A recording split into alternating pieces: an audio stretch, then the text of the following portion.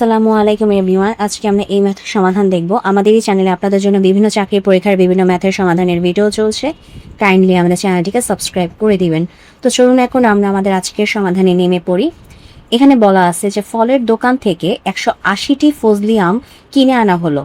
2 দিন পর 9টি আম পচে গেল, তাহলে শতকরা কতটি আম ভালো আছে?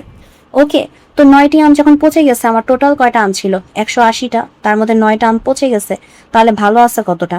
ভালো আছে 171টা। তো এই যে ভালো 171টা আছে, কতটার মধ্যে ভালো 171টা আছে? 180টার মধ্যে। 180টার মধ্যে আমার ভালো আছে কতটা? 171টা। তো শতকরা আমার ভালো আছে কত? গুণ 100। ঠিক আছে, তো এখন যদি আমি কাটাকাটি করতে যাই, কাটাকাটি করলে আমার লাস্টে অ্যান্সার আসে হচ্ছে 95টি অথবা 95%। ঠিক আছে, এটাই হচ্ছে আমাদের আজকের প্রশ্নের সমাধান। তো যদি ভিডিওটি ভালো লাগে অবশ্যই ভিডিওতে লাইক দিবেন, চ্যানেলটিকে সাবস্ক্রাইব করবেন। ভালো থাকবেন।